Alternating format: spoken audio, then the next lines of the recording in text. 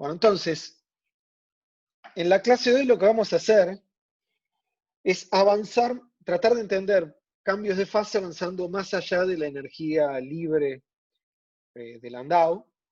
Y entonces, para eso, vamos a construir los últimos pasos que terminan en lo que hoy consideramos que es la teoría física que nos ayuda a entender los cambios de fase, que es grupos de renormalización. Grupos de renormalización vamos a empezar a verlo hoy, pero antes vamos a ver una forma de atacar el problema un poco más intuitiva. Tal vez le resulta un poco más confusa, pero debería ser un poco más intuitiva, y que nos va a llevar, espero, naturalmente hacia grupos de renormalización. Entonces,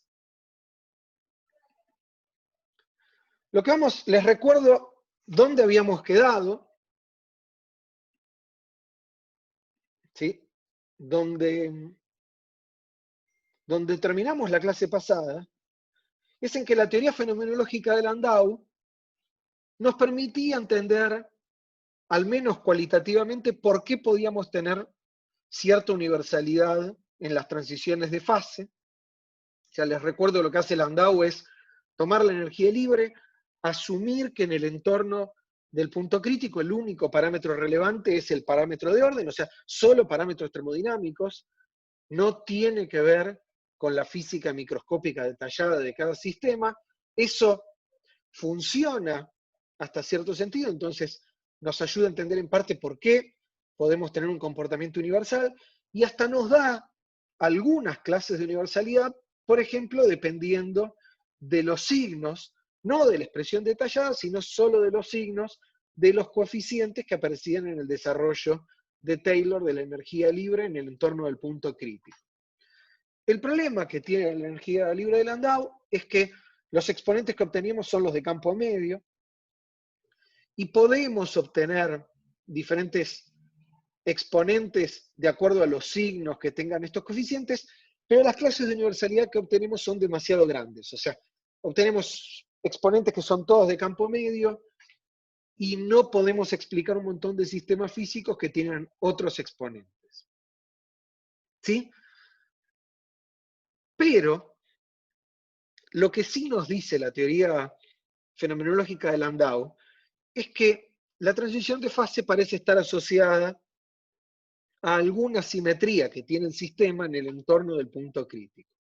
Si Landau asume que esa simetría tiene que ver con que paso de tener un parámetro de orden igual a 0 a un parámetro de orden que puede tomar más o menos su valor, y esa ruptura de simetría tipo sombrero mexicano termina eligiéndome solo unos posibles términos en el desarrollo de Taylor y termina dándome las clases de universalidad que vimos. ¿Sí?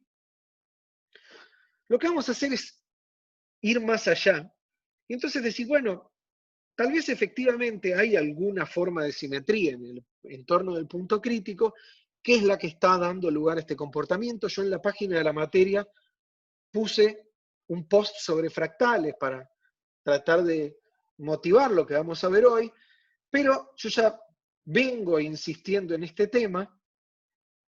El hecho de que la longitud de correlación diverja en el entorno del punto crítico nos dice que el sistema parece ser invariante de escala. Entonces, vamos a hacer eso, en lugar de asumir una simetría tan sencilla como la de Landau, de pensar que solo podemos tener términos pares, vamos a decir, el siguiente paso, para entender lo que ocurre y la existencia de clases de universalidad con sistemas con iguales exponentes, es asumir que el sistema físico en el entorno del punto crítico es invariante de escala. Y por ahora lo vamos a asumir, o sea, vamos a hacer algo parecido a lo que hace Landau con su teoría fenomenológica. Vamos a asumir, vamos a tomar como hipótesis que el sistema es invariante de escala, y la teoría de grupos de renormalización nos va a justificar la validez de esta hipótesis. Con lo cual, y esto es importante que quiero remarcarlo ahora para más adelante, fíjense que es lo que vamos a hacer ahora, aunque les puede parecer cualitativo, en la medida en la cual tengamos una teoría que lo justifica, se vuelve parte de la teoría. ¿Sí? Bautista me pregunta si esto sería como un tipo de simetría más general. En cierto sentido, sí. Y además es la simetría relevante justamente en el entorno del punto crítico. Y ahora voy a tratar de convencerlos por qué. Entonces, cerca del punto crítico, lo que teníamos era que la longitud de correlación divergía para un sistema infinito. En un sistema finito, obviamente, la longitud de correlación va a crecer mucho, pero va a estar acotada por el tamaño del sistema. Pero nos convencimos y puse varios ejemplos en la página web, desde cristales líquidos hasta transición agua-líquido, con la opalescencia crítica y un montón de fenómenos más. Nos convencimos que en un montón de sistemas físicos cerca del punto crítico, la longitud de correlación diverge. Y les recuerdo que habíamos visto que en el entorno del punto crítico, la función de correlación iba como e a la menos r sobre la longitud de correlación, o sea, decaía exponencialmente como uno espera para una longitud, para una función de correlación, con una corrección como una ley de potencias. Ahora, en el punto crítico, si psi tiende a infinito, toda esta exponencial tiende a 1. Entonces, en el punto crítico, la función de correlación es exactamente una ley de potencias. ¿Sí? Para un sistema infinito. ¿Todos de acuerdo hasta acá?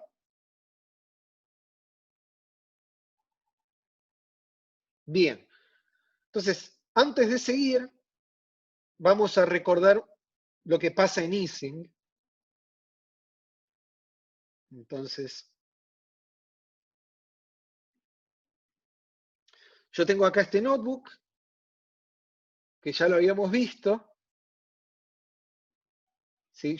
Yo les había mostrado que efectivamente la función de correlación cerca del punto crítico tiende a una ley de potencias, y ahora vamos a ver lo que eso implica desde el punto de vista de la mecánica estadística. Y les había mostrado que justamente la otra cosa que pasaba era esto, de que si hacíamos zoom sucesivos, esto que está acá es un zoom en esta región, todo esto es un zoom en esta región, las soluciones se parecen a soluciones de Ising cerca del punto crítico. ¿Sí? Si tuviera una red muy, muy grande, cada una de estas soluciones serían indistinguibles entre sí. ¿Vamos? Bien, entonces, veamos cómo eso aparece, cómo esta propiedad estadística aparece en la función de correlación. Entonces, les recuerdo además que P, a este exponente habíamos definido un exponente crítico de forma tal que P fuera D menos 2 más Z, o sea, el exponente crítico es P menos D más 2. Muy bien. Entonces, la realidad es que esta función que está acá es invariante de escala. Y veámoslo. Supongamos que tomo un cambio de escala, o sea, tengo dos puntos en una muestra separados por una distancia R o L. ¿Sí? Acá la llamé L mayúscula. Y entonces hago mi medición, tengo la correlación entre estos dos puntos. Y ahora quiero agarrar y medir la correlación entre dos puntos que están a la mitad de distancia. Entonces, me puedo definir un R' que sea mi R dividido 2. ¿Sí? Y veamos cuánto vale la función de correlación para el punto que está en la mitad con este. Entonces, la función de correlación de R sobre L, ¿se dan cuenta? L es un cambio de escala, es como hacer un zoom en el sistema. Si L es 2, estoy haciendo un zoom por 2. Si L es 4, estoy haciendo un zoom por 4. Entonces, la función de correlación en R sobre L, R sobre 2 podría ser, es R sobre L a la menos P, y eso es L a la P por R a la menos P, y esto que está acá es la función de correlación evaluada en R. Con lo cual, la función de correlación en R sobre L es igual a la función de correlación en R por un factor de escala. ¿Se dan cuenta? O sea, me alcanza con medir en el laboratorio, si el sistema es autosemejante, con medir la función de correlación en esta distancia, para conocer la función de correlación en cualquier distancia, porque va a ser la misma que en esta, salvo por un factor de escala. Matemáticamente hablando, lo que estamos diciendo es que la función de correlación es una función homogénea de orden P. ¿Sí? Y es invariante de escala en el sentido de que cualquier cambio de escala, o sea, multiplicar las distancias por cualquier factor o dividirlas, hacer un zoom en el sistema, me vuelve a dar la misma correlación, salvo por un factor de corrección, que es un factor de escala. ¿Sí? ¿Todos de acuerdo? O sea, es simplemente el numerito del zoom por 2, por 4, por 8, a una potencia que es siempre la misma. ¿Están todos de acuerdo hasta acá?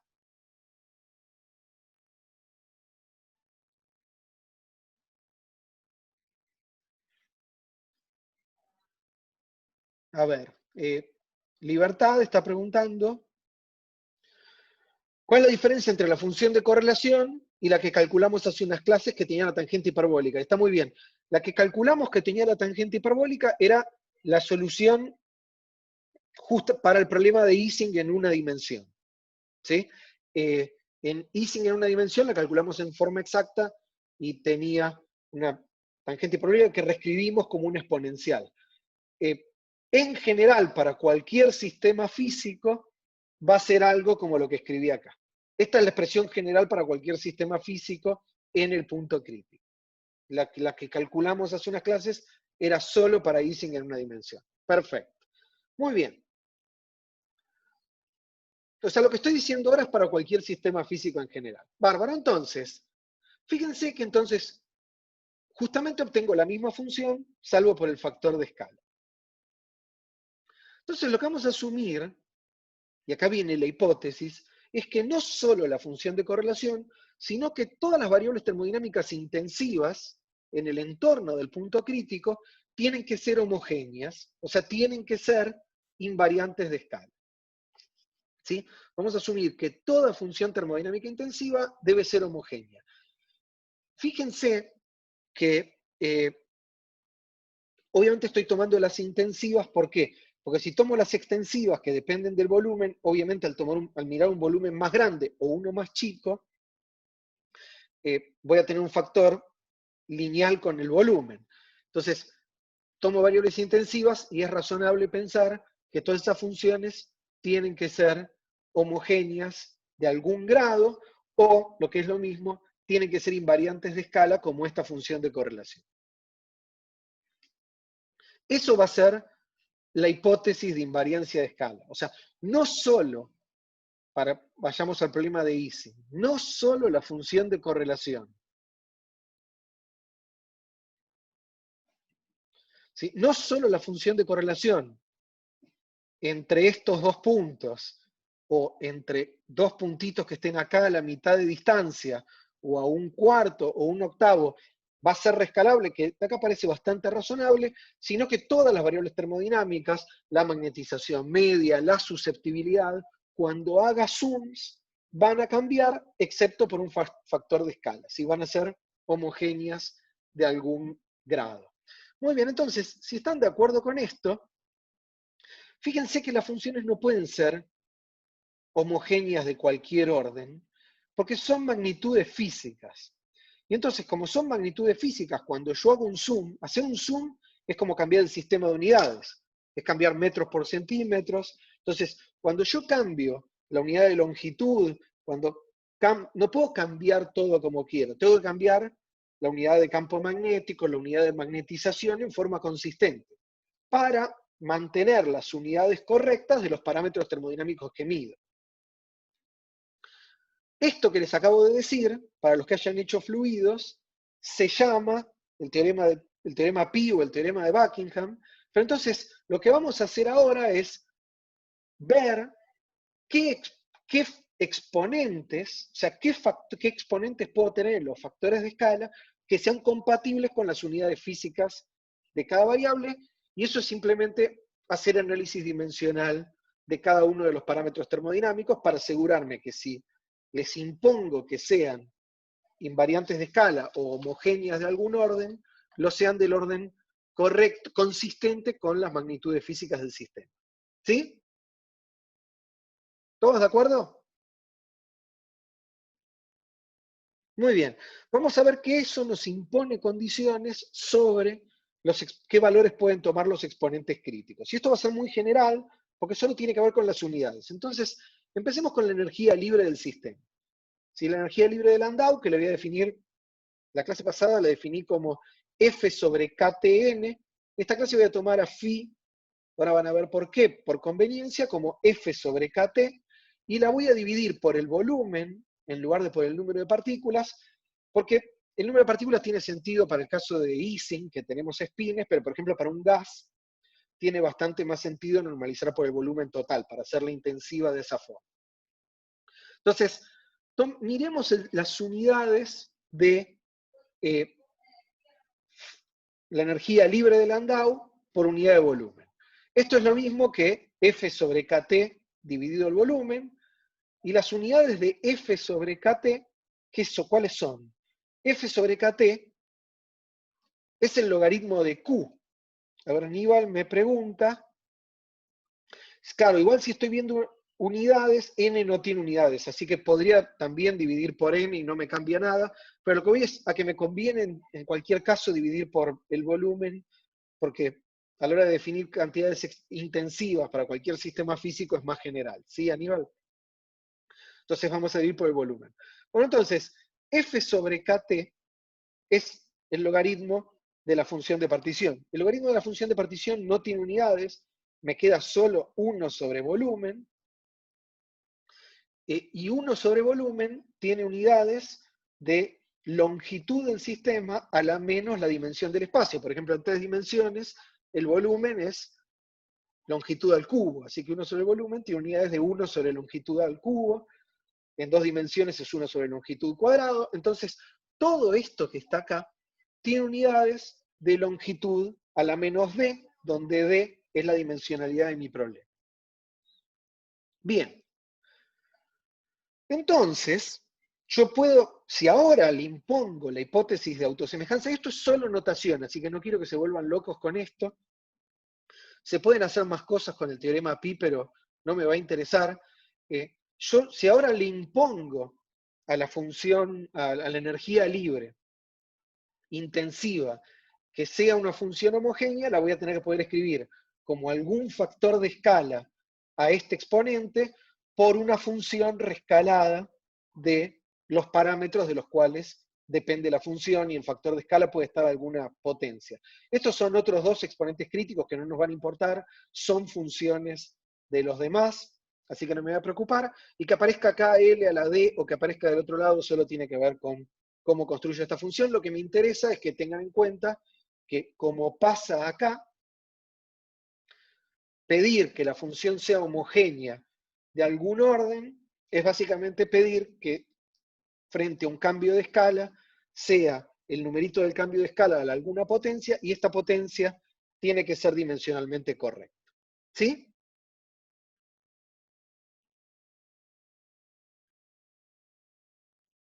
¿Están todos de acuerdo? Parecerían estar todos de acuerdo.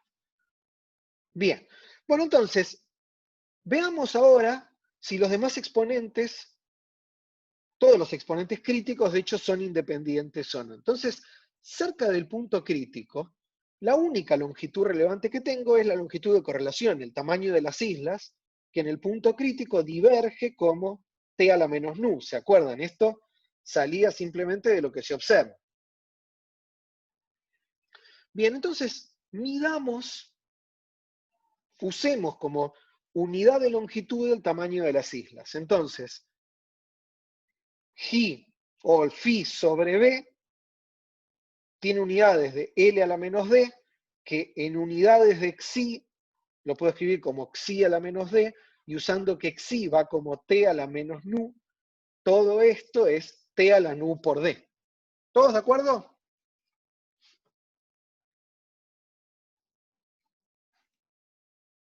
Solo estoy haciendo análisis dimensional. Digan sí o no.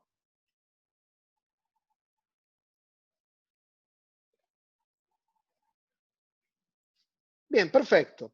No parecería haber grandes quejas. Entonces, estamos hasta ahí. Ahora se van a empezar a confundir, pero sigamos.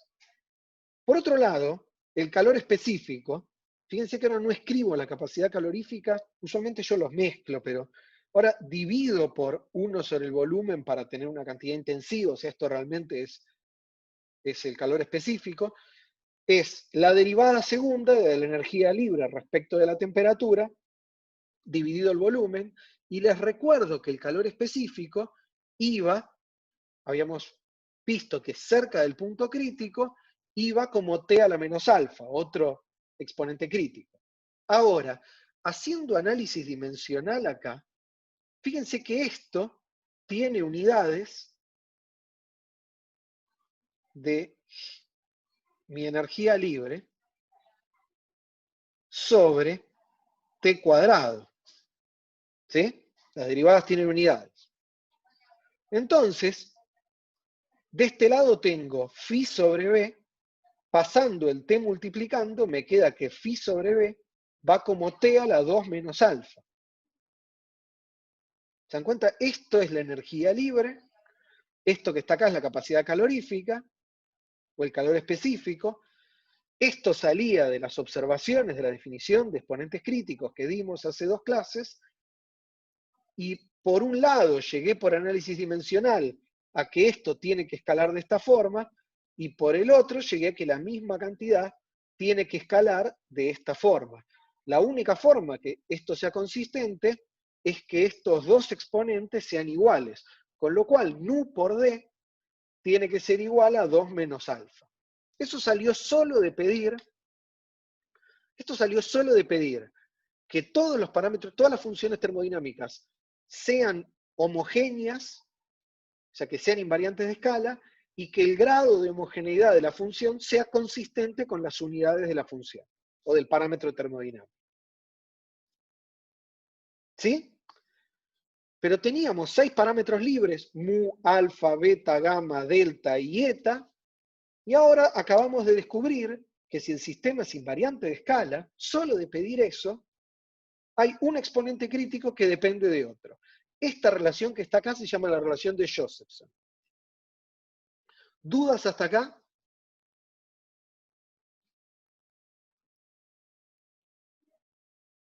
Gastón dice que no. ¿El resto?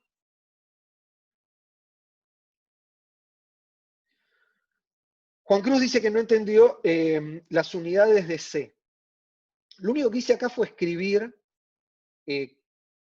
la definición de C. El calor específico es la derivada segunda de la energía libre respecto de T, de la temperatura. Lo dividí por el volumen para ser consistente porque estoy tomando todo intensivo. Y que esto va como T a la menos alfa, sale de la definición que dimos de cada uno de los exponentes críticos hace 2 clases. ¿Te acordás, Juan Cruz? O sea, el calor específico iba como T a la menos alfa. Ahora, después lo que hago es análisis dimensional en la derivada. Y la derivada, a ver, bien, entonces, Libertador tiene otra pregunta, pero antes termino con lo de Juan Cruz.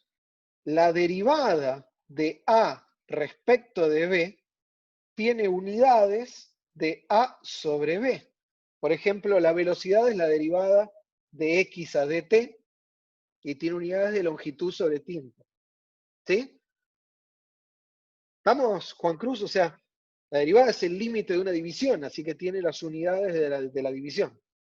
¿Sí? Así que esto que está acá tiene que tener unidades de phi sobre t cuadrado, y entonces pasando al otro lado me queda que phi sobre b va como t a la 2 menos alfa. Libertad, a ver si Juan Cruz está contento con eso, mientras, buenísimo. Libertad, mientras tanto, me dice que, acordate que siempre una derivada tiene unidades, siempre.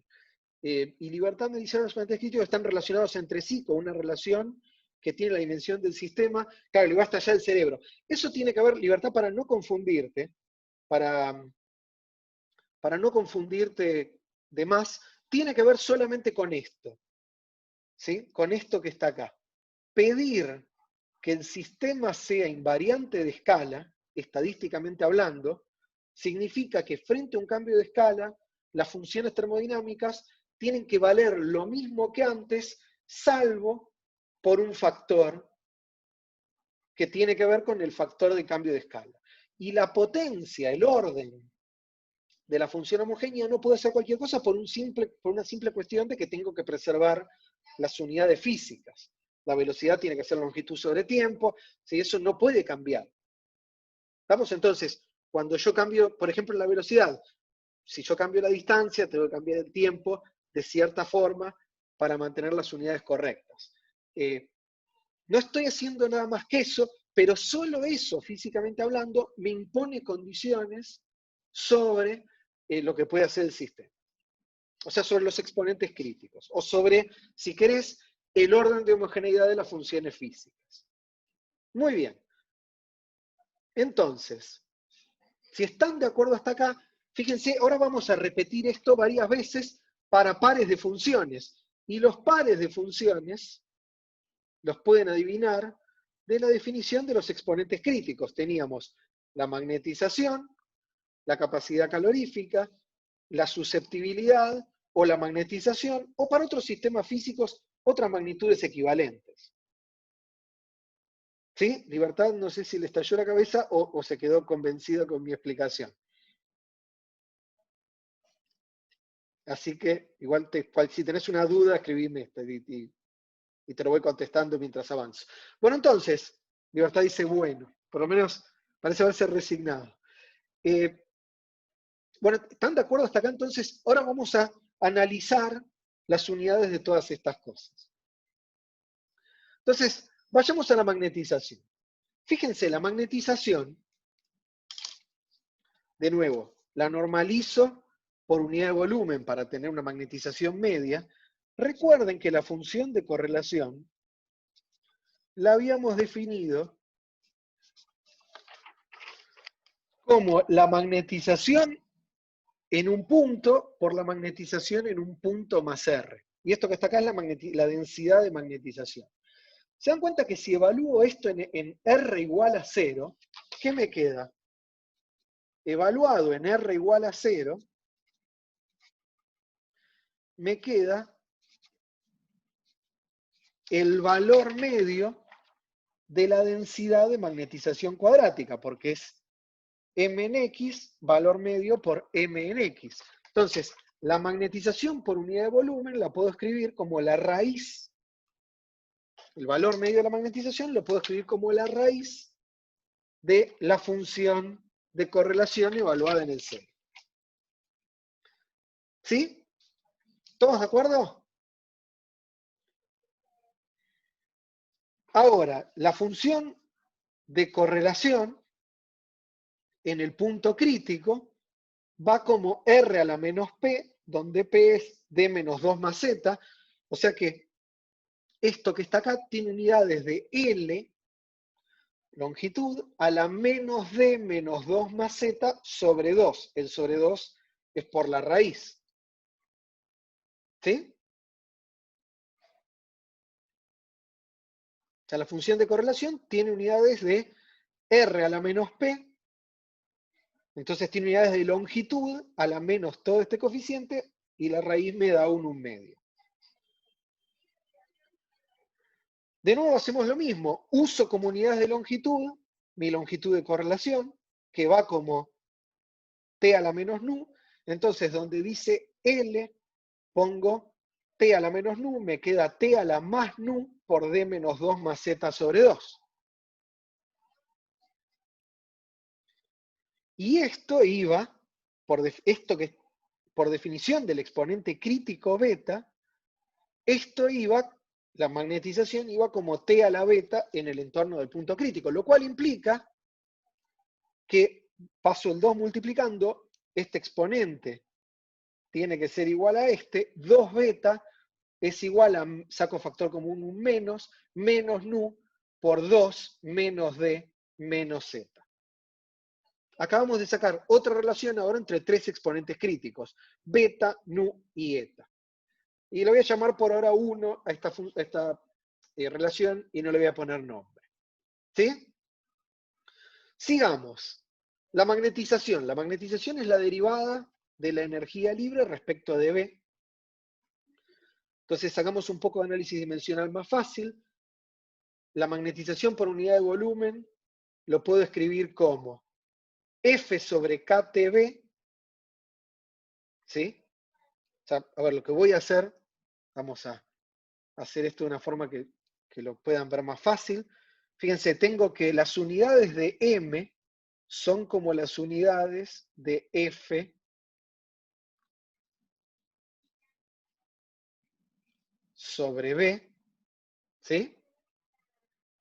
Y voy a agarrar y a dividir acá por B, entonces puedo acá dividir por B, y voy a dividir por KT arriba y abajo, y entonces fíjense que me queda que las unidades de M sobre B son iguales a las unidades de F sobre BKT dividido las unidades de B sobre KT. ¿Por qué hice todo este lío? Porque esto que está acá ya le calculamos las unidades, iba como L a la menos D, y esto, M sobre B, le acabamos de calcular las unidades acá, y va como una longitud a la menos D menos 2 más Z sobre 2. Entonces, ahora puedo dar vuelta a esta relación y B sobre el campo magnético sobre K por T tiene unidades de L menos D dividido esto, se ha multiplicado por L a la D menos 2 más Z sobre 2. ¿Todos de acuerdo? Estoy escribiendo todo en unidades de longitud a alguna potencia. Bien, ahora, esto simplemente haciendo el producto de las dos L's es lo mismo que L a la menos D menos 2 más Z. Y usando de nuevo que L va como T a la menos nu, o sea, usando como unidad xi, como unidad de longitud, entonces me queda T a la nu por D más 2 menos Z sobre 2. Y ahora yo sé que el campo de orden va cerca del punto crítico como el parámetro de orden a la delta, porque así definí al exponente crítico delta. De donde se sigue, bueno, y además el parámetro de orden iba como t a la beta. Entonces, de donde se sigue que todo esto va como t a la beta por delta. Así que este exponente de acá, para que las unidades estén bien, tiene que ser igual a este exponente, de donde se sigue que 2, paso el 2 multiplicando por beta por delta, tiene que ser igual a nu por 2 más d menos z.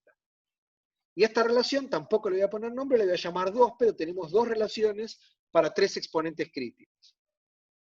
¿Sí?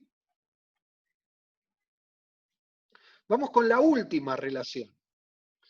Para la última relación, el último parámetro termodinámico que nos falta ver de los 4 que aparecen en las definiciones de los exponentes críticos es la susceptibilidad. Entonces, hagamos K por T por la susceptibilidad.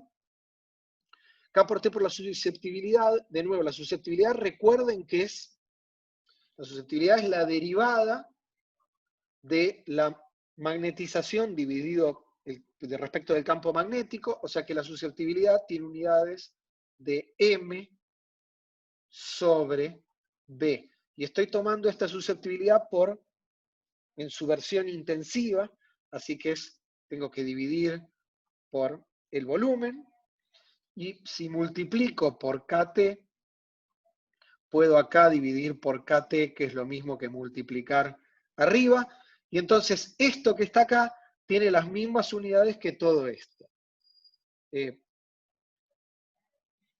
Libertad me pregunta, ¿M va a la delta o M chica? A ver, es lo mismo, porque está muy bien, Libertad. Entonces, vamos a contestar la pregunta de Libertad. M iba como H a la 1 sobre delta. Así que H va como M a la delta, y que sea, entonces, H va como M a la delta. ¿Sí? Y que sea m chiquita o m grande no importa porque puedo dividir por unidad de volumen de los dos lados y la relación se sigue cumpliendo. Así que lo que importa es que el parámetro de orden y el campo de orden, sean extensivos o intensivos, van como a la delta. Ahora Bautista me dice, si el tener el KT dividiendo a B no molestan las unidades, ahora vamos a eso. No, justamente Bautista y para todo el resto, fíjense que yo me estoy construyendo estos pares de multiplicar y dividir por KT para poder reciclar cosas que yo analicé, porque B sobre KT ya apareció acá y apareció acá. ¿Sí? ¿Sí, Bautista? O sea, porque al fin y al cabo estoy multiplicando de los dos lados, así que no me cambia las unidades porque multiplico de los dos lados. Bueno, entonces, o sea, dividir lo que está dividiendo es lo mismo que multiplicar.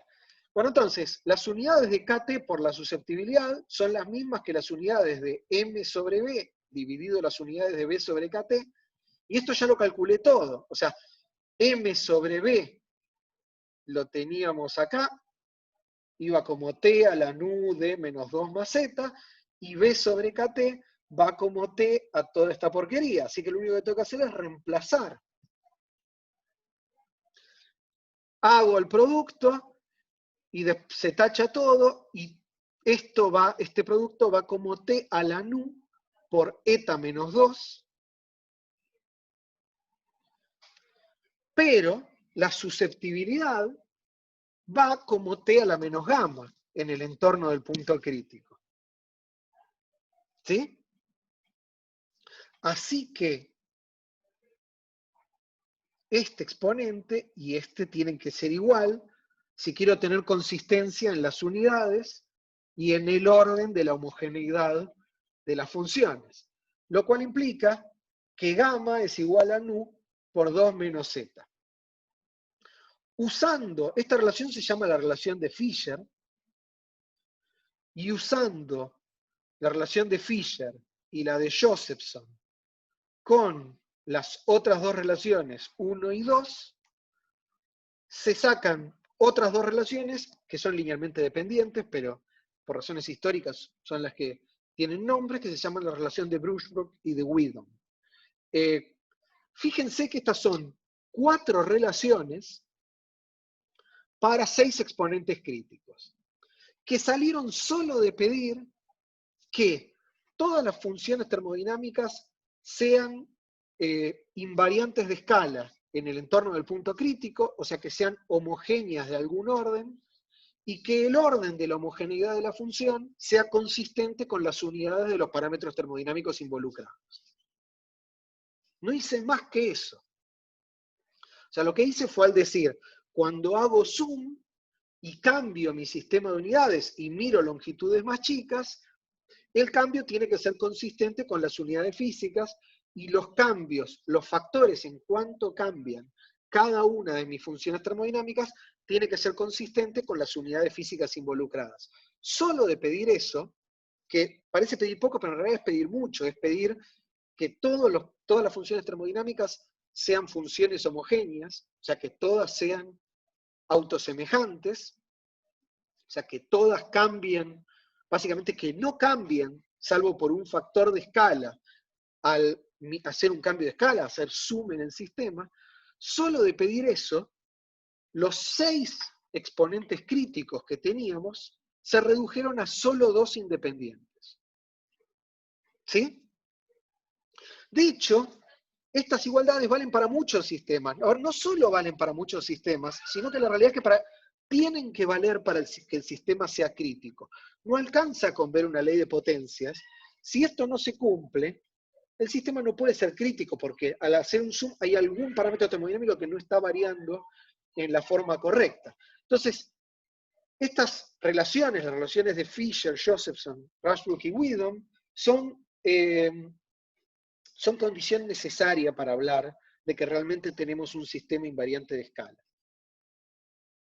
Reducen los exponentes críticos a solo 2, pero además me dan una nueva pista sobre por qué tenemos clases de universalidad, cuando de golpe veo sistemas muy distintos que tienen 6 exponentes iguales, uno dice esto es rarísimo. Pero ahora resulta que alcanza con que tengan 2 iguales. Porque automáticamente los otros 4 van a estar dados por estas relaciones. Entonces nos da otra pista de por qué deberíamos tener clases de universalidad. Si los sistemas comparten 2 exponentes críticos, van a compartir todo el resto. ¿Están todos de acuerdo hasta acá?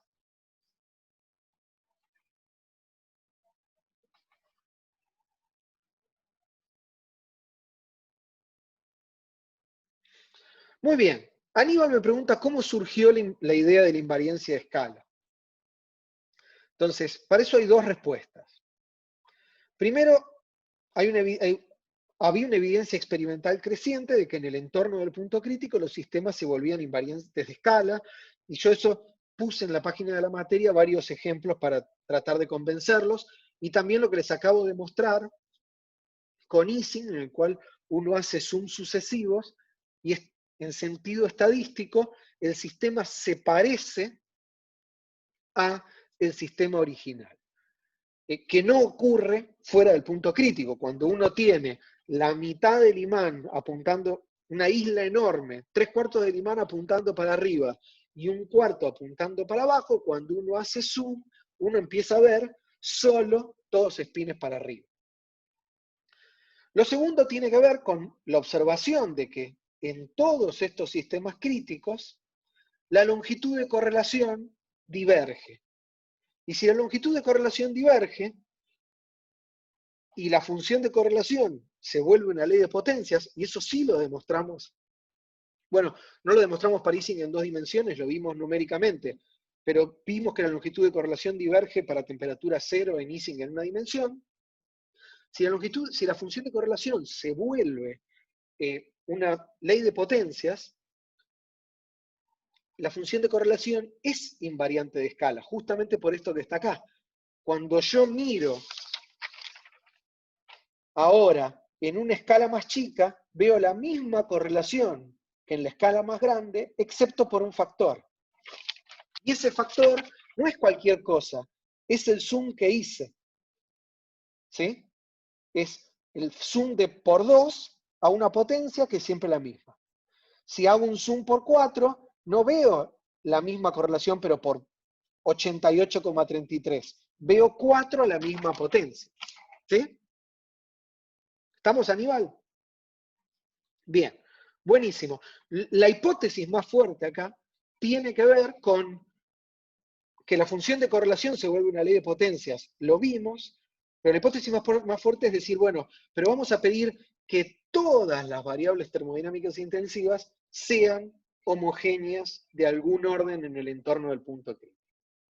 Con solo pedir eso, esto es muy físico, es solo análisis dimensional, con solo pedir eso, obtuvimos 4 relaciones que sí o sí se tienen que cumplir si el sistema es invariante de escala, y que nos reducen los 6 exponentes críticos a solo 2. Y ahora, esto es un avance enorme, más allá de la teoría de Landau. Y ahora lo único que nos queda es tratar de construir una teoría que justifique la hipótesis de invariancia de escala y que nos permita calcular los 2 exponentes críticos que no podemos calcular. Si podemos hacer eso, comprendimos los fenómenos críticos. ¿Están todos de acuerdo?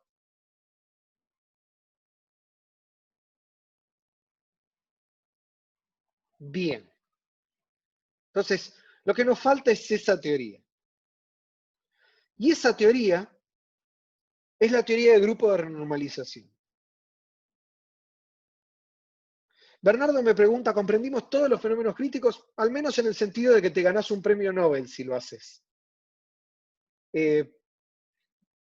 A ver, los fenómenos, las transiciones de fases de segundo orden que conocemos, todas pueden ser descritas con los formalismos que estamos viendo ahora. De hecho, a ver, aparecieron, aún después de la aparición de la teoría de grupo de renormalización, fenómenos, transiciones de fases nuevas, como la transición de fase topológica, por la cual se dio el premio Nobel en el 2016, y la forma de estudiarla es con energía libre de Landau, hipótesis de invariancia de escala y grupo de renormalización. O sea, aún fenómenos críticos con física que no se conocía al momento en el cual se generó esta teoría son atacables con esta teoría. Muy bien. Entonces, sí, o sea, ahora nos vamos a meter de lleno en el premio Nobel de Wilson. O sea, entonces, esto se resuelve con grupo de renormalización, que en buena medida fue una teoría desarrollada por Kadanoff, Wilson, que gana el premio Nobel, y Fisher. Kadanoff construyó la teoría para sistemas discretos, un método que se llama de block-spin, que es lo que vamos a ver, sistemas discretos como el de Ising. Wilson construyó la teoría general para el caso continuo, usando caso continuo a la hora de hacer zooms, se usa transformada de Fourier, porque es la forma de tener una noción de escala con un número de onda o una longitud de onda. Eso no lo vamos a ver en la materia, pero voy a poner algunas referencias en la página, para los que quieran verlo. Es una generalización, es bastante trabajo, pero conceptualmente la teoría es la misma que en el caso discreto, y Fisher trabajó con Wilson en muchísimos de estos problemas generando la teoría general. Entonces, grupo de normalización es en buena medida una construcción de Wilson, Kadanoff y Fisher. Entonces, lo que vamos a hacer es considerar, les voy a primero explicar conceptualmente la idea y el proceso, y después vamos a hacer ejemplos, porque esta es una teoría que es mucho más fácil de entender con ejemplos que escribiendo un montón de matemática. Entonces, vamos a considerar un hamiltoniano que tenga una escala característica microscópica L0. Por ejemplo, podemos tener el modelo de Ising en 2 dimensiones, separado en los espines una distancia L0. ¿Sí? Y vamos a tomar una transformación que haga justamente el zoom. O sea, que nos mande de L0, de espines que están separados L0, a espines que están separados 2 veces L0. ¿Cómo podemos hacer eso? Por ejemplo, podemos tomar grupos de 4 espines, estas cajitas que están acá, promediarlas y sacar los 4 espines y en el medio poner el spin promedio de la celda. Por ejemplo, acá esta celda tiene spin 0. Acá esta celda tiene spin negativo. Acá esta celda tiene spin positivo. ¿Se dan cuenta que terminamos con una nueva red, donde ahora los spines están separados una distancia 2L0? Y el hamiltoniano es otro, obviamente va a cambiar porque fíjense que acá teníamos un spin 0 que antes no podíamos tener. ¿Sí? Entonces, esta transformación que la vamos a llamar decimar, que es una mala traducción de diezmar, entonces vamos a decir que diezmamos el sistema filtrándolo, básicamente es como alejándonos y viéndolo de lejos. ¿Sí? Entonces, reemplazamos un grupo de espines por un grupo de espines más grandes. Decimamos o diezmamos el sistema cambiando la escala, yendo de una red en la cual los espines están separados por L0 a otra en la cual están separados por la distancia del doble. La transformación que nos manda a estos espines promedio va a ser si se la aplicamos al hamiltoniano, nos va a dar un nuevo hamiltoniano H1, el hamiltoniano H0 es el hamiltoniano del microscopio, un nuevo hamiltoniano H1 para esta nueva red. ¿Sí? Bueno, ahora repitamos esto. O sea, a esta nueva red le hacemos lo mismo. Exactamente lo mismo. Agarramos grupos de 4 y los promediamos. Entonces, ahora L0 va a 2L0 y ahora L1 va a ser 2 veces L0, que es 4, L1 es, acá dice, sí, 2 veces L0 es mi nueva longitud y lo mandamos a 2 veces L1, o sea, 4L0, y el hamiltoniano en esa escala va a ser R aplicado a H1, la transformación de cambio de escala, aplicado al hamiltoniano del nivel anterior, que va a ser R aplicado a R, aplicado a H0. Fíjense que esto tiene como propiedades de grupo, o sea, Aplicar 2 veces la transformación me da la transformación en el nivel, 2 niveles más allá, y puedo seguir repitiendo. ¿Se dan cuenta? ¿Están todos de acuerdo con esto?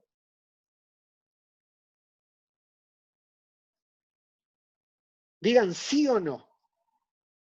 Bien, entonces, antes de seguir, se los voy a mostrar cualitativamente. Entonces, les voy a mostrar 2 formas cualitativas de pensar esto.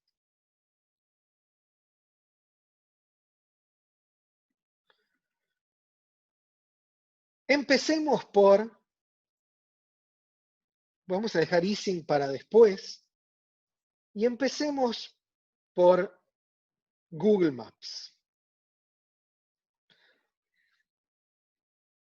Ahí tienen una imagen de la ciudad de Buenos Aires. ¿Sí? Entonces, estamos viendo los techos de las casas y ustedes pueden ver las casas. Entonces, hagamos un cambio de escala en este mapa y vayamos hacia atrás. Y ustedes empiezan a ver manzanas. Obviamente, en las escalas de las casas, ustedes, capaz en alguna foto salió alguna persona, y ahora nos alejamos más, y de golpe empezamos a ver manzanas, y si nos alejamos más podemos decir, bueno, pero los cuadrados que aparecen son como las casas que teníamos antes. Y ahora alejémonos más y tenemos avenidas que son como versiones renormalizadas de de las calles. Y alejémonos más y de golpe tenemos estas calles más anchas que las podemos pensar cada uno de estos barrios como si fueran manzanas. Y alejémonos más y empezamos a tener rutas que las podemos pensar como el equivalente a los barrios, y si nos alejamos más, obviamente en algún momento aparecen ríos, países y el mundo, y se rompe porque llega un momento que tenemos una escala más chica que son las personas, ese es nuestro hamiltoniano H0, y tenemos una escala más grande que es el tamaño de nuestro imán. ¿Sí? Veamos esto, ahora un poco más estricto, con el modelo de Ising. Entonces, lo que ven acá es el modelo de Ising. Yo lo que estoy haciendo acá es exactamente lo que les acabo de decir. Estoy promediando los espines en bloques de 4 y armando una red promediada. O sea, como una red como si me alejo. Una cosa interesante es, obviamente, ¿cómo hace Google para mostrarme esto satelital cuando me mostró hace un rato cada una de las cuadras? Entonces, lo que hace Google también es promediar. Obviamente, para hacer esto, no va a buscar en los discos rígidos las imágenes de cada una de las manzanas. ¿Sí? Entonces vamos a hacer lo mismo. Vamos a alejarnos de nuestro imán y a medida que nos vamos alejando vamos a ir promediando. Entonces, fíjense, esto es un modelo de Ising de 2000 por 2000, ¿sí? Entonces, yo acá me estoy armando uno de 1000 por 1000, que lo armé tomando los bloques de a 2 por 2 y poniendo el valor medio de un spin en el medio. Lo que promedio, Aníbal, son bloques de 4 spines. O sea, imagínate que tengo más, menos, más, menos, menos, más, menos, más, menos. Entonces agarro estos 4 spines, calculo el promedio y me hago una nueva imagen donde acá tengo el promedio de esos 4. Agarro estos 4 y pongo acá el valor de esos 4. ¿Sí? Y eso lo hago iterativo. O sea, lo que ven acá es agarrar la imagen original y hacer la transformación. No, el 0 no tiene otro color, está muy bien la pregunta de Bernardo, porque por eso hice todo, a diferencia de clases pasadas, en blanco y negro. O sea, mandé a 0 o a 1 para que ustedes visualmente reconozcan más que esto se parece a la versión original. ¿Sí? Entonces el 0 debe estar mapeado o a blanco o a negro, dependiendo de lo que decida hacer Python.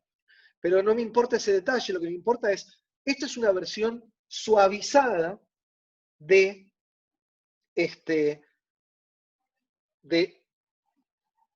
resultado. Y esta es una versión suavizada de este. Y esta es una versión suavizada de este, o sea, promediada. Acá estoy promediando cada vez más. Por otro lado, lo que ven acá es un zoom, no un promedio, en el paso anterior. O sea, esto que ven acá es el zoom en esta región. ¿Por qué? Porque cuando yo promedio, obtengo un imán que tiene la mitad de tamaño. Entonces lo comparo contra la cajita en la mitad de tamaño. ¿Sí? Y esto que está acá es el zoom en esta mitad, y esto que está acá es el zoom en la mitad del paso previo.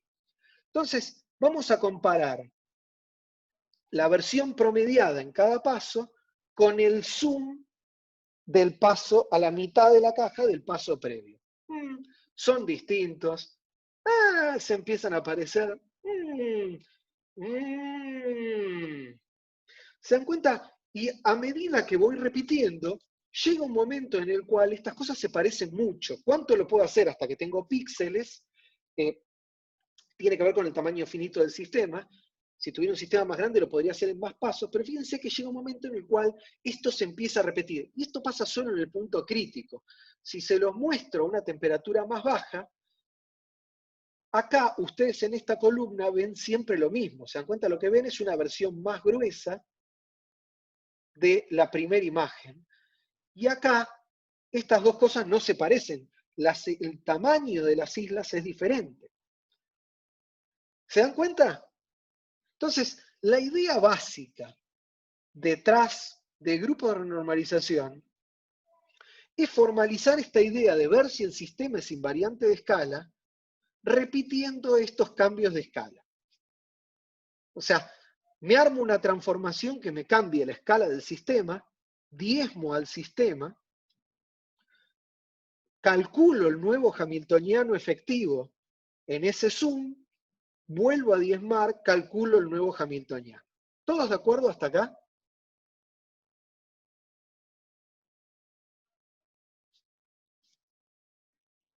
Bien, entonces,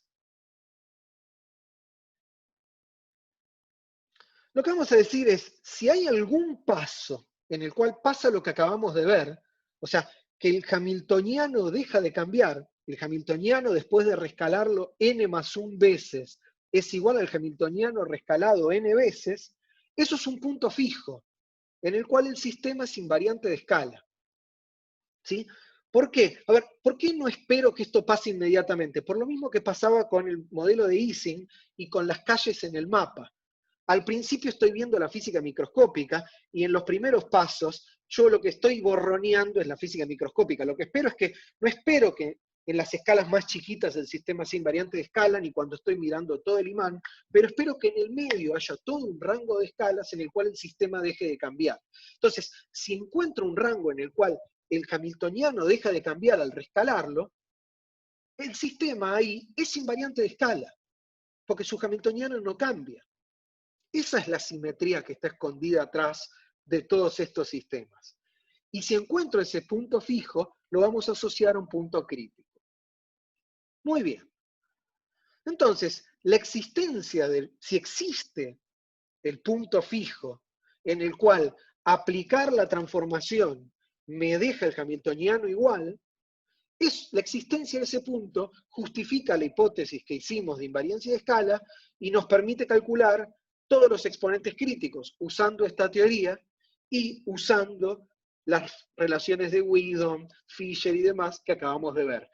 Y además, como YAPA, explicamos las clases de universalidad porque todos los sistemas que tengan el mismo punto fijo van a tener los mismos exponentes críticos y van a pertenecer a la misma clase de universalidad. ¿Sí?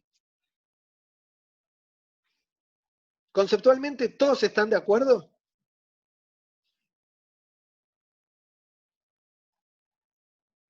Alejandro dice que bien, el resto. Bien. Libertad me dice que se perdió con la parte de clase de universalidad. Y Gastón pregunta si el mismo punto fijo tiene que ver con aplicar la transformación la misma cantidad de veces. No, está muy bien. A ver, la pregunta de Libertad y de Gastón están conectadas y va a ser mucho más fácil explicárselas con ejemplos que conceptualmente, pero igual voy a hacer el esfuerzo. El punto fijo tiene que ver con cuáles son los ceros de esta ecuación o de esta. Si estas son ecuaciones iterativas que tienen raíces, o sea, valores para los cuales la igualdad se satisface. Eso es un punto fijo. ¿Cómo se comporta el sistema en el entorno? O sea, si el punto fijo es estable o inestable, qué autovalores tiene, me va a dar las propiedades del punto fijo. ¿Sí? Por ejemplo, si es un saddle node, o sea, si es un punto de ensilladura, si es un mínimo, si es un máximo. ¿Sí? Esas propiedades del punto fijo son las que me van a definir los exponentes críticos. Entonces, sistemas que sean muy diferentes, con hamiltonianos muy diferentes, pero que frente a iteraciones del cambio de escala me den el mismo punto fijo con las mismas propiedades en su entorno, van a pertenecer a la misma clase de universalidad. Felipe dice, ¿vas a clasificar según las bifurcaciones? Sí, vamos, no lo vamos a hacer, pero la forma de clasificar es exactamente esa. Gastón, Aníbal me pregunta si puedo definir qué es un punto fijo.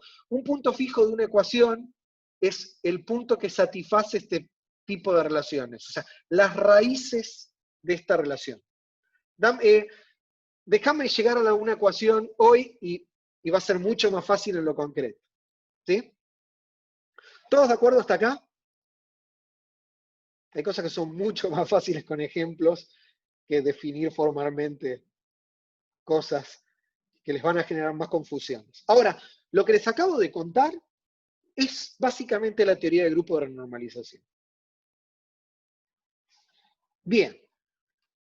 Entonces, vamos a hacer dos ejemplos. Hoy vamos a empezar con Ising en una dimensión y la clase que viene vamos a terminar Ising en una dimensión, calculando los puntos fijos, y la otra y hacer Ising en dos dimensiones y con eso terminamos la materia.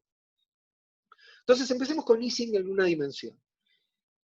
Tenemos el hamiltoniano del sistema, que lo recordarán cuando lo simetrizamos. Este término no estaba, y ahora les digo qué es, pero teníamos que era J, sigma I más 1, más un medio mu por B, sigma I más 1 en su versión simetrizada. Y yo le voy a sumar un término constante al hamiltoniano. ¿Por qué? Porque sumar una constante no me hace nada en el cambio de la energía. ¿Sí? Entonces le voy a sumar una constante. ¿Por qué la voy a sumar? Porque uno nunca quiere repetir, por más que formalmente uno esto lo escribe así, y uno dice, iteremos n veces hasta llegar a un punto fijo, uno no quiere iterar n veces, uno quiere iterar una vez, porque las cuentas son aburridas. Entonces, uno llega a un momento en el cual uno empieza a ganar intuición de que hay ciertas cosas que al iterar aparecen términos extra en el hamiltoniano efectivo, y si uno se aviva al principio y los agrega esos términos extra igualados a cero, uno tiene que iterar menos veces. ¿Sí? Entonces, solo para facilitar la aparición, para acelerar la aparición de relaciones de recurrencia, voy a agregar un término constante. Si no lo agregase, lo único que pasaría es que tendría que iterar dos veces en lugar de uno. ¿Sí? Entonces, tenemos ese hamiltoniano, escribamos la función de partición, porque por algo estamos viendo esto al final de la materia y no al principio. O sea, entonces, escribimos la función de partición, ¿se acuerdan? Era sumar sobre todas las configuraciones de los espines, e a la menos beta del hamiltoniano, y voy a hacer un cambio de variables, K0 va a ser menos beta por H0, pero en este caso K0 es 0, porque H0 es 0. K1 va a ser beta por J, y K2 va a ser beta por mu por B. Hace unas clases habíamos hecho un cambio parecido que creo que le habíamos llamado alfa y alfa prima. O no era exactamente igual, pero en un sistema parecido. ¿Sí? ¿Todos de acuerdo? Bien. Entonces, antes de avanzar, puedo convertir la sumatoria en la productoria sobre los n espines de la exponencial del hamiltoniano. ¿Todos de acuerdo? Hasta ahí no debería haber problemas. Bien. Entonces, vamos a decidir una forma de diezmar o decimar al sistema. Iván me pregunta, que yo dije que lo del punto fijo vale en un rango, y cuando se rompe, matemáticamente no se rompe, o sea, matemáticamente la relación hn más 1 igual a hn vale hasta n tendiendo a infinito. Físicamente hablando, imagínate que esta es la muestra, vos empezás a hacer zooms, llega un momento que tu zoom es el de toda la muestra, y cuando seguís haciendo zooms, lo único que pasa es que la muestra se aleja, va a dejar de ser invariante de escala. O sea, físicamente tenés un tamaño finito de la muestra. ¿Sí? Pero no nos vamos a preocupar por problemas de tamaño finito, vamos a considerar que la muestra es muy, muy grande. Bueno, espero eso. Excelente. Muy bien. Entonces vamos a decidir cómo decimamos este sistema. Hay muchas formas de decimar. Los puntos fijos no dependen de la forma de decimar, si deciman bien o si diezman bien, pero hay algunas que son más fáciles que otras. Entonces, por ejemplo, hay una que es famosa, que es la de los bloques de spin de Kadanoff. Podríamos agarrar los spins de A2, y creo que hay un ejercicio en la guía en la cual van a tener que hacer eso, y promediamos los spins de A2. ¿Sí? Pero eso es un poco más cuentoso que lo que vamos a hacer, así que yo voy a elegir otro método de diezmar, que es promediar sobre todos los spins pares. Fíjense, yo agarro mi red y sumo sobre todos los spins pares. ¿Se dan cuenta que si sumo sobre todos los pares, me queda una nueva red que justamente los spins están separados por una distancia 2L?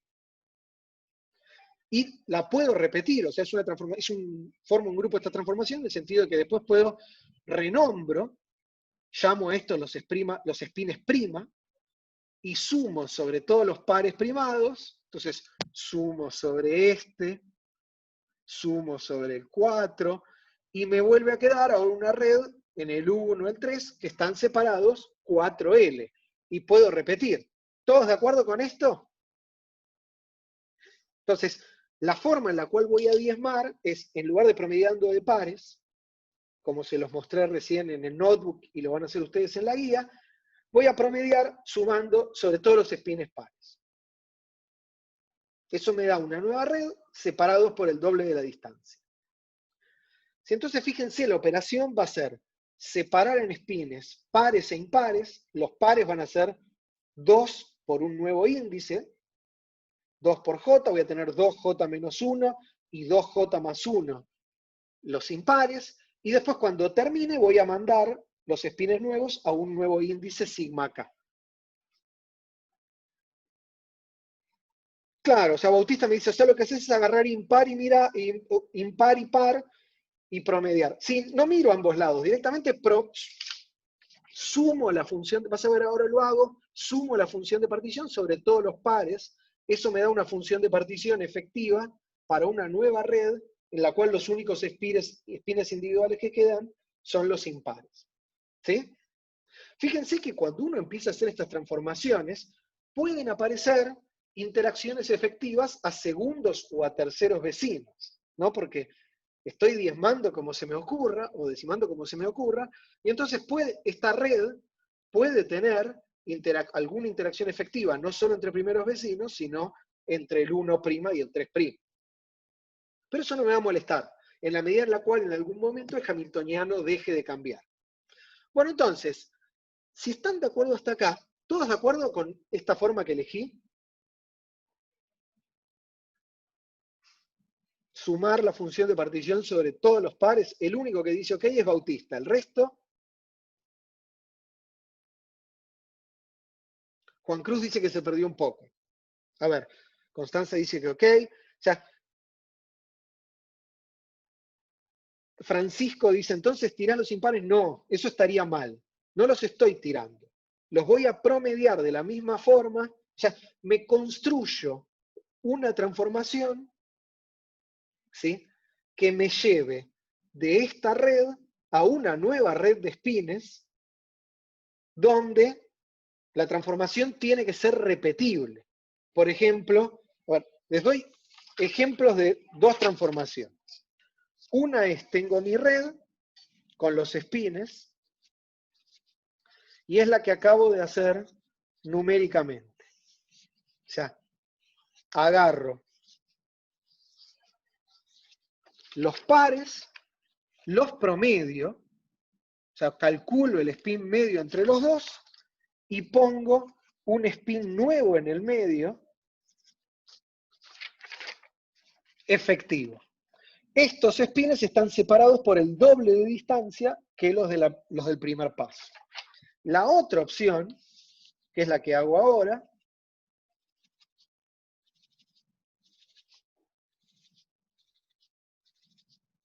es sumo la contribución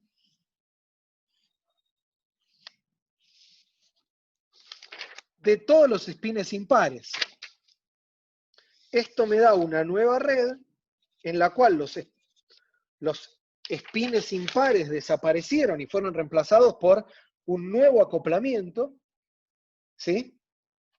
Esto me da una nueva red que también está separado de 2L.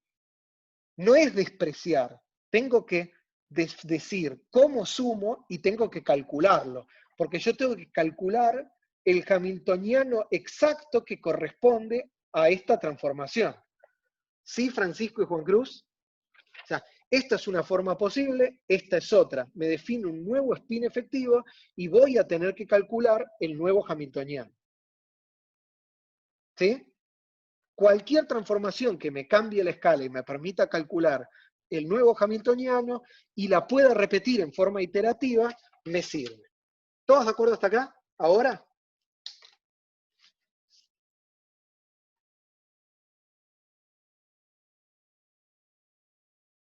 Francisco dice, claro, pero haces una sola. Sí, elijo una y aplico una sola transformación. Bernardo me dice, las dos transformaciones te van a dar hamiltonianos muy distintos, pero que convergen al mismo punto fijo después de muchas iteraciones, sí. Porque el punto fijo no es una propiedad de la transformación, es una propiedad del hamiltoniano. El punto fijo tiene que ver con una simetría de invariancia de escala del hamiltoniano y no de la transformación. Juan Cruz me pregunta si es una transformación de hamiltoniano. Es una transformación del sistema que me va a cambiar el hamiltoniano.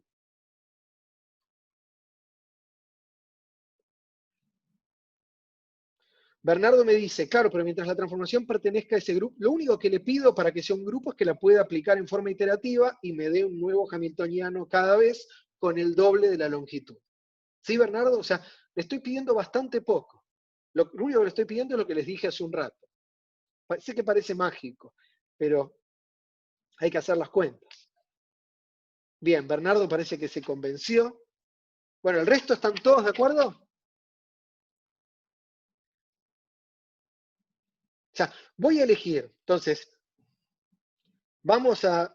antes de seguir, vamos a repasar esto que está acá. Yo entiendo, a ver, estamos al final de la materia y conceptualmente esto es lo más difícil que vamos a hacer, pero también es lo más gratificante. Entonces, fíjense, defino una transformación que me decime o me diezme al sistema, donde que me diezme significa que me lo cambia de una escala a otra. Me calculo un nuevo hamiltoniano para ese sistema y le pido al nuevo hamiltoniano, me pregunto, ¿es igual al hamiltoniano del paso anterior? Si puedo conseguir una igualdad, voy a buscar para qué valores de los parámetros se cumple esa igualdad. Y eso me va a dar el punto fijo y la temperatura crítica. ¿Sí? ¿Qué transformación uso? Entonces, cada vez que hago el filtro, me calculo un nuevo spin efectivo en ese filtro, en ese zoom, y me calculo un nuevo hamiltoniano para estos spines primados. ¿Todos de acuerdo? Digan sí o no en el chat. Bien, parecería que ahora estamos. Entonces, esta es la transformación que me construí. Es arbitraria. Podría haber usado esta, que es una transformación famosa de Kadanoff. A ver, Aníbal pregunta, ¿cómo escribo? Ahora vas a ver cómo escribo la transformación. Para cada transformación tenés que encontrar una forma de aplicarla. Entonces, vamos a escribir esto. Pero con palabras es eso, es sumar sobre todos los espines pares para obtener una nueva malla solo con los espines impares. Entonces, hagamos exactamente eso. Sumemos esta función de partición, en lugar de sobre pares, sobre todos los espines impares. Entonces, antes de hacer eso, me conviene reescribirla, explicitando qué espines son pares y qué espines son impares. Entonces, para eso lo más fácil es, miren esta parte que me dibujé acá. Fíjense que el spin par tiene índice 2J, el spin previo impar tiene índice 2J menos 1 y el spin previo par tiene índice 2J más 1. Entonces, esta función de partición en términos de I, escribámosla en términos, parto esta suma en 2, una suma sobre los espines impares que van a tener índice 2J menos 1 y uno sobre los espines pares que van a tener índice 2N, y separemos cada uno de estos espines en pares e impares, explícitamente, así es fácil sumar. Y eso es fácil, porque a ver, ¿qué hago? Sigma I más 1, lo escribo como, entonces miren este término de acá, lo escribo como el 2J menos 1 por el 2J más el 2J por el 2J más 1. ¿Se dan cuenta entonces? Sigma I más 1, lo parto en 2J menos 1 por 2J, este par, más 2J por 2J más 1, este par. Y ahora barro sobre todos los valores de J en lugar de sobre I, pero para la mitad de los valores para no contar dos veces. Ya voy desde 1 hasta n sobre 2, y entonces cuando hago esta suma, estos dos términos me dan lo mismo que la suma desde i igual a 1 hasta n de este.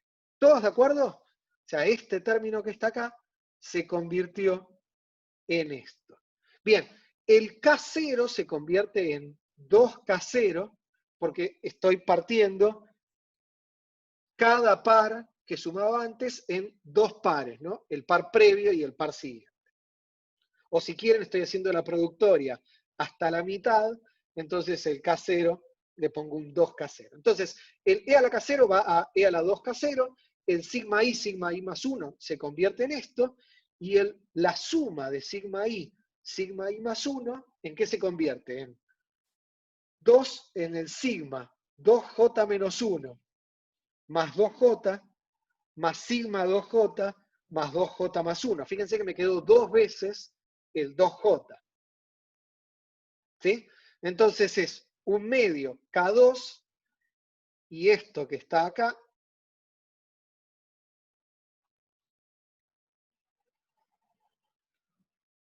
se convirtió en eso que está ahí. ¿Sí? Sigma 2J menos 1 más, o sea, evalúo este término primero en este par más en el siguiente par. Entonces, sigma I es sigma 2J menos 1 más sigma 2J más sigma I más 1, que es sigma 2J más sigma 2J más 1, me queda sigma 2J menos 1 más 2 veces sigma 2J más sigma 2J más 1. ¿Todos de acuerdo? O sea, esto que está acá, hasta ahora no hice ninguna transformación, es exactamente igual a la anterior, pero contando sobre pares e impares. ¿Todos de acuerdo? Digan sí o no.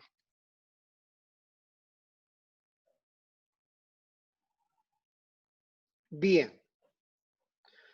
Bueno, entonces ahora sí, sumemos sobre todos los pares. Entonces, ahora hacemos esta suma de acá, la hacemos. Y es muy fácil, no es más que evaluar todos estos términos en sigma 2j igual a más 1, más sigma 2j evaluado en menos 1. Eso ya lo hicimos varias veces. Lo que nos van a aparecer son un montón de cosenos hiperbólicos, porque nos aparece e a la más algo, más e a la menos algo. Entonces me queda la suma ahora sobre solo los espines impares, la misma productoria, el e a la 2k0 me queda igual, y al sumar este sigma, vamos a usar otro color, al sumar este sigma 2j sobre más menos 1, este sobre más menos 1 y este sobre más menos 1, e a todo esto por más menos 1 me queda 2 veces el coseno hiperbólico de K1 sigma 2j menos 1 más sigma 2j más 1 más un K2, el 1 medio se va con el 2, por la exponencial de esto que está acá. ¿Todos de acuerdo?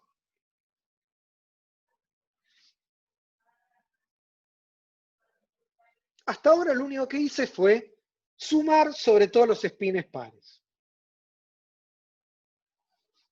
Tómense un segundo, me voy a quedar sin batería, así que...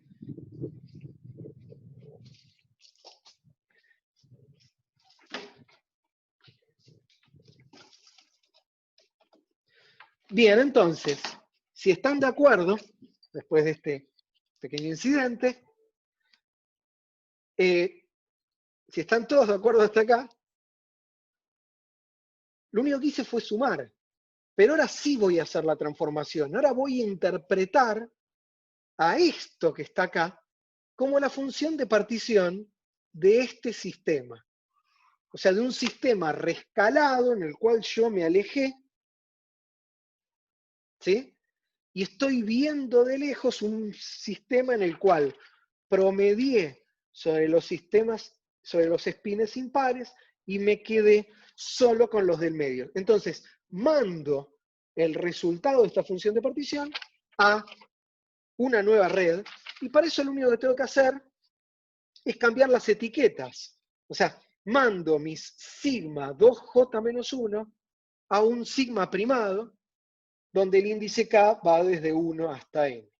¿Sí? O sea, los nuevos espines, los sigma primas, son los nuevos espines sobre la malla renormalizada.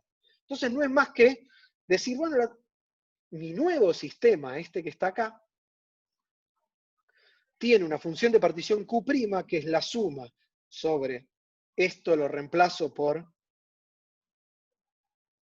los sigma K', donde dice J pongo K, el E a la 2K0 me queda igual, el 2 coseno hiperbólico me queda igual, pero esto que está acá es sigma K, esto que está acá es el siguiente, es sigma prima K más 1, y acá hago lo mismo. Esto es sigma K, sigma prima K, y esto es sigma prima K más 1. ¿Todos de acuerdo? ¿Se dan cuenta? O sea, acabo de aplicar la transformación y generar un nuevo sistema visto de lejos, o decimado, o diezmado. Díganme sí o no.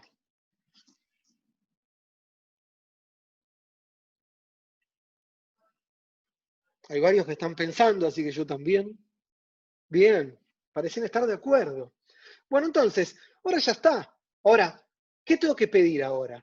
Tengo que preguntarme, ¿alcanzó esta iteración para que el hamiltoniano nuevo sea igual en algún sentido al previo? Entonces, para eso lo que tengo que hacer, no se olviden que la función de partición original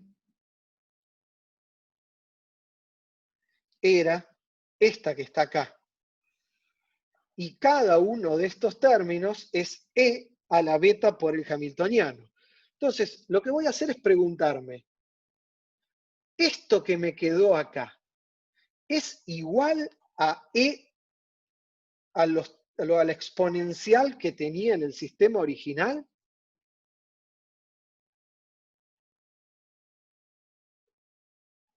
¿Sí? ¿Es o no es igual? Si puedo encontrar una igualdad, y ahora les digo algunos detalles, pero si puedo encontrar una igualdad, encontré la transformación del grupo de renormalización. Si no puedo, tengo que volver a iterar. Por ese motivo agregué, para ganar tiempo, el K0. Si no, tendría que iterar más veces. Pero es así de fácil. Bien, un pequeño detalle. Fíjense que yo no estoy pidiendo. Entonces, fíjense, igualo todo esto que está acá a algo que tiene la misma pinta que esto, o sea, E a la K0 más K1 más K2, pero les pongo un primado. ¿Por qué? Porque en principio estoy dejando que tal vez los parámetros que tienen que ver, por ejemplo, con la energía de interacción efectiva entre espines, cambien. Lo que yo espero que cuando estoy en el punto fijo dejen de cambiar. Por ahora lo único que estoy pidiendo es que el hamiltoniano nuevo y el hamiltoniano viejo tengan la misma expresión analítica, aunque los coeficientes de acoplamiento pueden ser distintos. Entonces, igualo todo esto a todo lo que tenía, si quieren, ahí o adentro de la productoria. O sea, lo igualo a E a la K0' más K1'. Entonces, E a la K0' más K1', el producto de los vecinos, más un medio de K2', la suma de los vecinos. ¿Todos de acuerdo?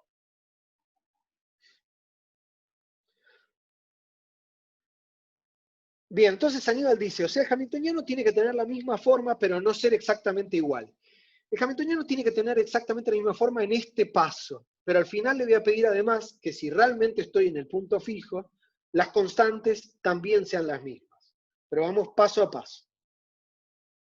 Si no puedo igualar las expresiones, ni siquiera puedo despejar las constantes. Y entonces el primer paso es pedir que la expresión analítica de los hamiltonianos no cambie.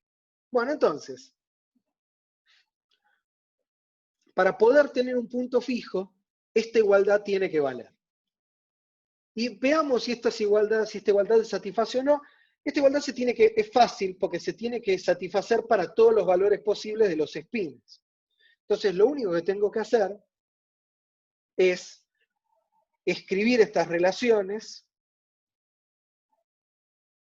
Bien, entonces, Germán, antes de seguir, me dice que la suma pase de n a n sobre 2 importa. No, Germán, porque estoy trabajando con un sistema estadístico enorme. ¿Sí? Si no, no puedo hacer muchos zooms. Entonces, n es enorme y no importa. ¿Sí?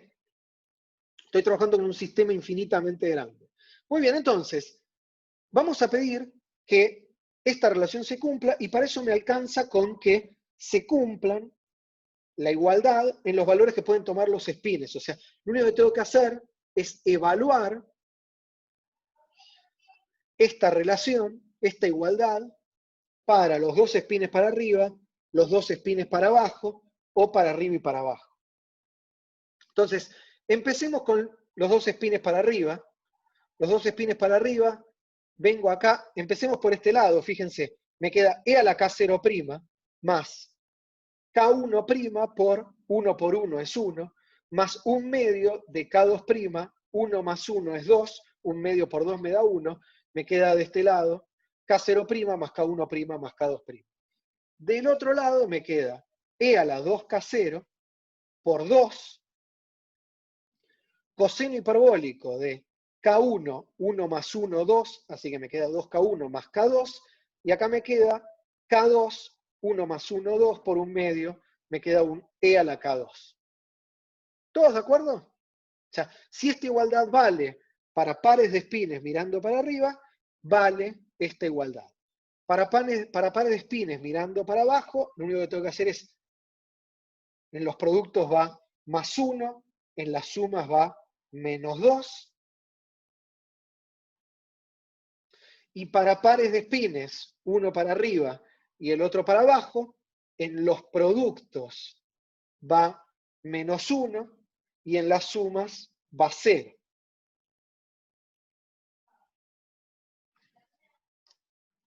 ¿Sí? Y obtuvimos estas tres relaciones. Que fíjense que son relaciones para K' en función de K. O sea, son relaciones para los coeficientes del hamiltoniano o los coeficientes de la exponencial en la función de partición en términos de los coeficientes en el paso 0. Ahora, supónganse que yo vuelvo a iterar, vuelvo a repetir esto, o sea, agarro esto, o sea, una vez que pude encontrar esta relación, yo ahora sé que puedo escribir esta expresión de acá de esta forma. Y si yo vuelvo a repetir, voy a obtener lo mismo. Con lo cual, en la siguiente iteración, K' va a ser una función de K', que va a ser esta misma relación de acá. ¿Sí? Y si vuelvo a repetir, los coeficientes del hamiltoniano en la tercera iteración van a ser una función de los coeficientes del hamiltoniano de la segunda iteración. Y los de la cuarta van a ser una función de los de la tercera.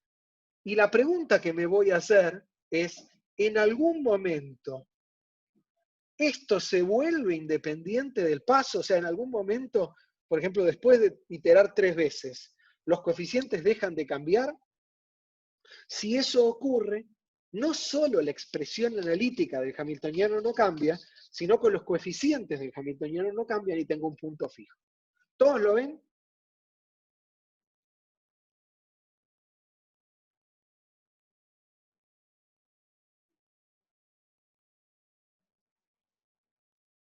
Bien. Entonces, último paso, Constanza me dice si puedo repetirlo. Entonces, voy a hacer un diagrama para que se entienda los pasos. Yo tenía un sistema físico y hice un zoom y lo miré de lejos. Entonces tenía una función de partición o un hamiltoniano que fue a parar a una función de partición primada o un hamiltoniano primado. ¿Sí? Entonces tenía mi sistema físico, por ejemplo, con estas 4 piezas, me alejé y lo veo como una sola pieza. Mi función de partición o mi hamiltoniano pasó a un nuevo hamiltoniano vía la transformación de cambio de escala. ¿Sí? Pude conseguir que la expresión analítica del hamiltoniano primado sea igual a la del hamiltoniano previo. Y los coeficientes que están adentro del hamiltoniano son una función de los coeficientes del hamiltoniano original. Ahora yo puedo empezar a repetir. Y repetir esto, o sea, obtener Q' en función de Q' y H' en función de H', no es más que, ahora, como la expresión analítica es siempre la misma, no es más que repetir el cálculo de los coeficientes adentro del hamiltoniano. Entonces, los K' del hamiltoniano en la segunda iteración son la misma función de los coeficientes en la iteración anterior. Y en la tercera iteración van a ser la misma función de la segunda. Y así hasta que me canse. Si en algún momento los coeficientes en la iteración n+1 son iguales, o sea, al aplicarle la función, son iguales a los del paso n, acabo de encontrar que el sistema no cambia de escala. O sea que el hamiltoniano no cambia más. Y eso tiene que ser el punto en el cual el sistema se vuelve invariante de escala. ¿Sí, Libertad? Sí, Constanza, y a ver, ahí Libertad además me dice que respondí su pregunta. Juan Cruz me pregunta si cuando digo iguales me refiero a algo muy, muy cercano o igual, igual. No, si existe el punto crítico, es un punto fijo. Es un cero de la relación de recurrencia. Es una raíz de la relación de recurrencia. ¿Sí? Bien, ahora, para cerrar la clase de hoy, despejemos. Fíjense que esto es parece horrible esta expresión, pero la realidad es que lo que tenemos de este lado es un sistema lineal, porque si tomo logaritmos, acá tengo sumas y restas de coeficientes, y puedo tomar logaritmos de los dos lados y despejar, y entonces me queda esta relación que ven acá. Es simplemente tomar los logaritmos y diagonalizar el sistema, ¿sí? Entonces, K0', fíjense que K0' me queda logaritmo de 2 más una función de K0, K1 y K2. Donde K1 y K2, les recuerdo, era beta por J, beta por mu por B. ¿Sí? Pero fíjense que acá me quedó un logaritmo de 2. O sea que en la primera iteración, mi guess del principio de agregar un numerito era correcto, y sí, porque yo ya sabía cuál era la solución, pero si no lo hubiera hecho, tendría que haber vuelto atrás y agregarlo, porque se dan cuenta que automáticamente en la primera iteración, ya el hamiltoniano nuevo efectivo tiene un término constante, ¿sí? Este logaritmo de 2. Libertad me pregunta cuántas iteraciones son una buena cantidad para tener un punto fijo. Depende un poco también de cuánto uno aprende a hacer las cuentas rápido. Fíjate, por ejemplo, si yo no me hubiera dado cuenta que tenía que sumar este H0 al principio, cuando terminaba no hubiera podido igualar esto con esto y hubiera tenido que haber hecho una iteración más. ¿Sí, Libertad? Así que cuántas veces uno tiene que iterar depende un poco de cuántos ejercicios uno hace, como todo en la vida. Pero bueno, entonces, fíjense, me queda K0' en función de la iteración anterior, ya justamente lo que les escribí. Me queda una relación de la forma, los coeficientes en la iteración siguiente son funciones de los coeficientes en la iteración previa. Y esto es lo que se llama la transformación del grupo de renormalización. Acabamos de obtener la transformación del grupo de renormalización para el modelo de Ising en una dimensión, diezmando el sistema de esta forma. Lo que tenemos que hacer ahora es encontrar las raíces de esta relación de recurrencia. Y esperamos que esas raíces nos den los puntos fijos del sistema. Efectivamente, esta relación de recurrencia que escribí acá tiene dos puntos fijos. O sea, dos puntos en los cuales los coeficientes no cambian. Temperatura igual a 0 y temperatura infinita. Uno es un punto fijo trivial, el sistema que podría estar ordenado, y el otro es un punto fijo estable, perdón, uno es un punto fijo trivial, el sistema totalmente desordenado y es un punto fijo estable, temperatura infinita, y el otro es un punto fijo no trivial, que es el que corresponde a temperatura igual a 0. ¿Se dan cuenta? O sea, de pedir que el sistema se vuelva invariante de escala y pedir que al repetir no cambie el hamiltoniano en un rango de iteraciones sucesivas de mi transformación, de mirarlo cada vez más de lejos, a lo que llegamos es que hay dos soluciones compatibles con eso. O temperatura 0 en una dimensión, o temperatura infinita donde tengo ruido blanco, tengo todos los espines totalmente desordenados, entonces eso también al hacer zooms vuelvo a ver lo mismo. Vuelvo a ver ruido blanco. ¿Todos lo ven?